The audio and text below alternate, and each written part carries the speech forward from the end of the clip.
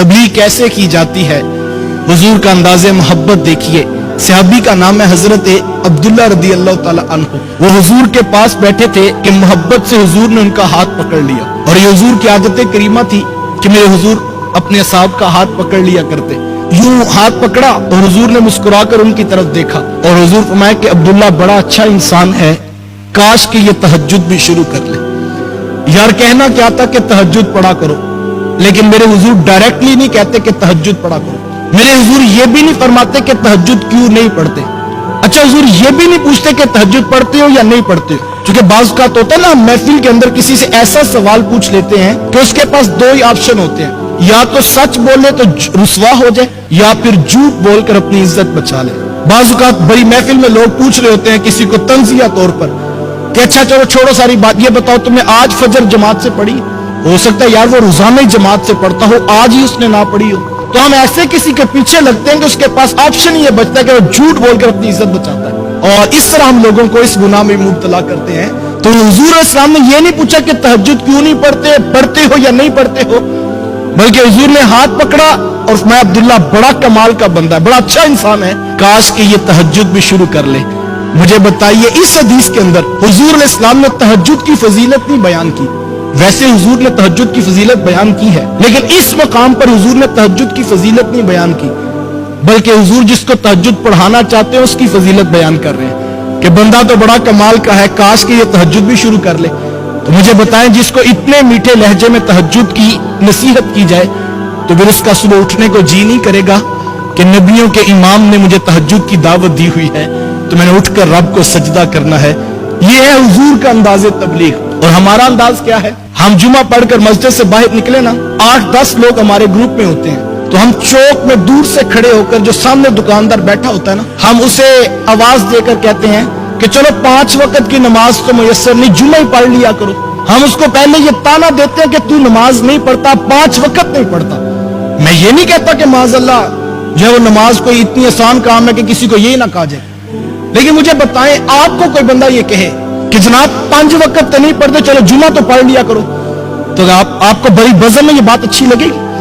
आप कहेंगे यार मुझे अगर कहना ही था तो मुझे सेपरेटली कह देते। और मैं कहता हूं हम इस तरह लोगों को रुसवा, हम पहले उसे रुसवा करते हैं और फिर कहते हैं जनाब आए दीन की तरफ। तो ऐसे तो नहीं होता जनाब, होता फिर कैसे है? मैं कहता हूं शायद हमने कभी ऐसा ना किया हो, कभी ऐसा भी करके देखें। कभी किसी मोहल्लेदार को, किसी दोस्त को जिसको आप दीन की तरफ जोड़ना चाहते हैं, उसको बुलाएं घर में, उसको खाना खिलाएं, नहीं हो सकता तो उसको चाय की प्याली पिला दे, और वो पूछे जनाब ये इतने तकल्लुफात क्यों, ये आज दावत क्यों? तो उसे कहें कि जनाब आपके अखलाक इतने अच्छे हैं कि मोहल्ले में आपकी बड़ी अहमियत है, लोग आपकी बात को अहमियत देते हैं, तो मेरा जी चाहा था कि आप जैसे लोग मोहल्ले की भी जीनत हैं, तो कितना अच्छा हो कि आप जैसे लोग मस्जिद का भी माहौल में भी शामिल हो जाएं।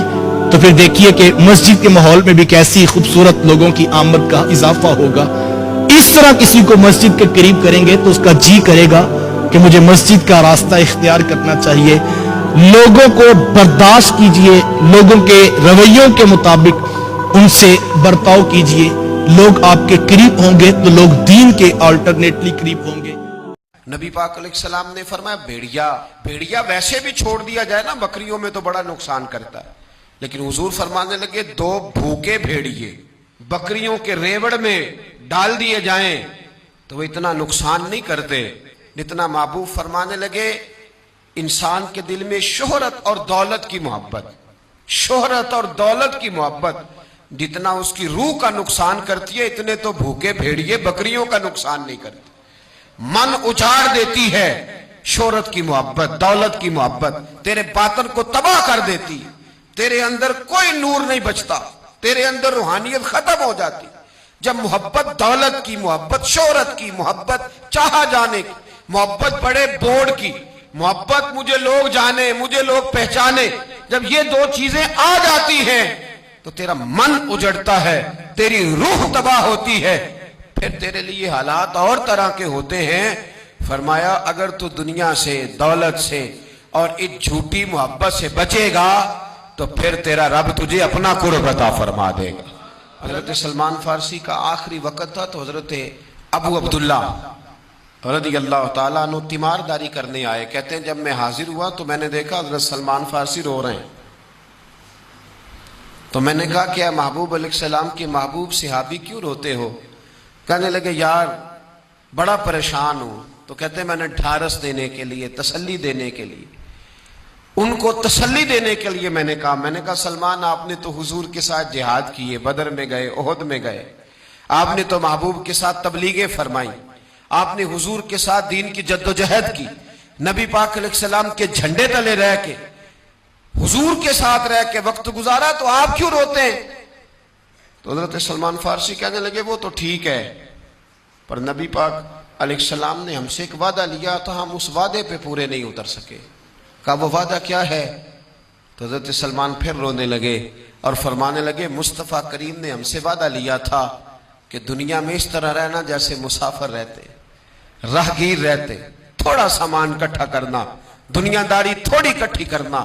لیکن کہنے لگے یار دیکھ تو صحیح، نظر تو ڈال، میں نے کتنی دنیا داری جمع کر لی، کتنا کچھ میں نے کما لیا، کیا جواب دوں گا نبی کریم کو؟ حضرت ابو عبداللہ فرماتے ہیں میں نے نظر دوڑا کے ان کا کل مال دیکھا، ایک مٹکا پڑا تھا، 2 پیالے تھے، ایک ٹوٹی ہوئی چٹائی تھی. کہتے میں نے ٹوٹل حساب کیا تو 15 دینار سے زیادہ مال نہیں.